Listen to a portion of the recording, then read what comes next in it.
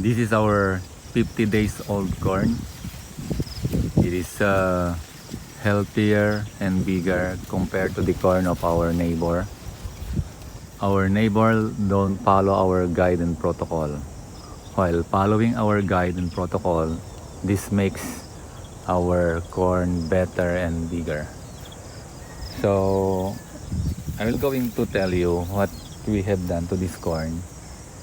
Upon sowing this corn on the first day, immediately we have already applied fertilizer, the nitrogen, the urea fertilizer, to make this corn germination faster. So after sowing this one, we have waited 7 days, then we irrigate this one. So up to now, we have already irrigated this corn 4 times, but it already rains in our place 3 times. So you could see this is more than 6 feet height tall. So this one is I think same as the previous corn that we have planted last November. We have planted this one last March 25, and the population of this corn compared to the population of the corn that we have last November was the same. So I hope that the harvest from this corn compared to the first corn will be almost the same. So this is how our corn grow and being maintained. So you can see green corn here because we have applied the exact amount of fertilizer that should be needed. And to tell you, we have applied the last fertilizer here, the combination of winner and urea on the 20 days. So after 20 days, we irrigate this one and applied or sprayed the combination of anaa, tricky fertilizer, power grower, and some calcium nitrate, the chelated calcium that we have prepared. So this is the appearance. I cannot see insect infestation here. The last sprayed we have done it last 48 days ago, and the last sprayed we have applied the double amount of heavyweight tandem plus the melon to protect this one from hoppers, talakitik. Then we have also applied the silhouette to make the sprayer last longer, or the effect of the spray last longer.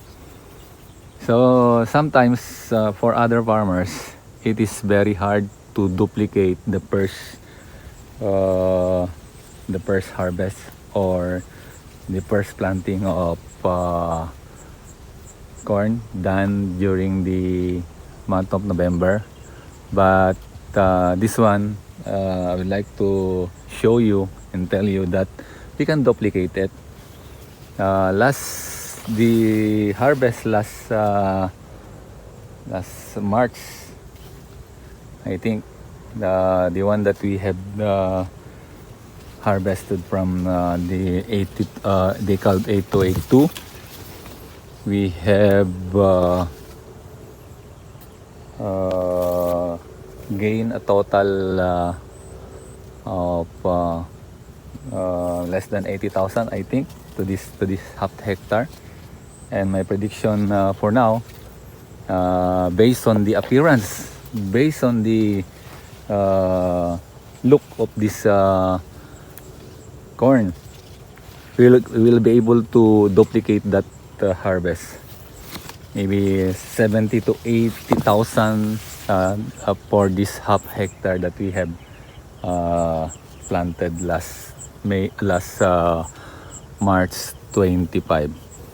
So you can see the appearance, no, is very, our corn is very healthy. Though in the last week I have noticed some effect of fungus, but up to now, I'm uh, I'm not sure if that fungus would affect the whole plant, but I thank God that the effect of that fungus did not last very long. Maybe it has affected some 100 plants that I have seen here, but that number is small compared to their number. So here the ears are coming out, the flowers are coming out also. And if you will going to follow our guide, you will achieve the same situation, same outcome that we have now.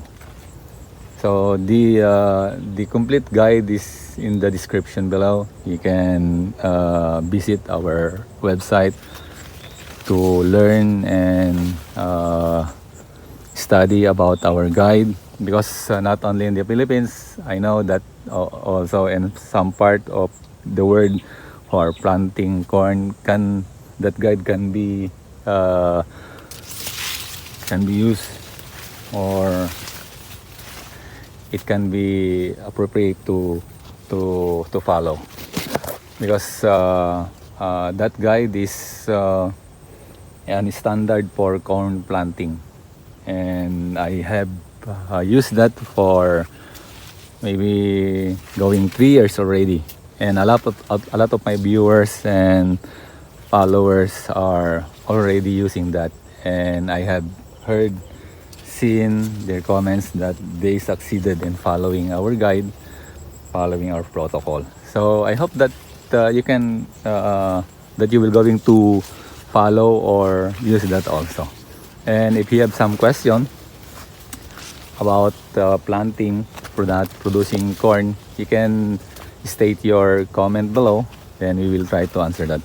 This is the one I am talking a while ago, affected by fungus. So the leaves dried and it dies. But I know the combination of chelated calcium and 3K have controlled some of the fungus that affected this one. I didn't apply any fungicide on this corn, only that 3K fertilizer and chelated calcium. In our neighbor, the corn is of our neighbor also affected with that.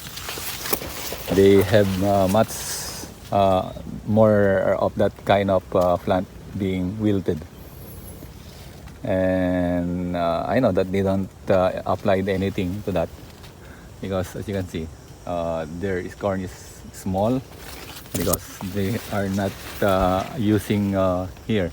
They are not using foliar fertilizer like what we are using, and they do not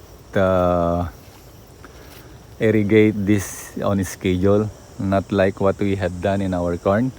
Exactly every 7 days we are irrigating our corn. So this is what happened. We are expecting the same or more harvest compared to our previous harvest last March.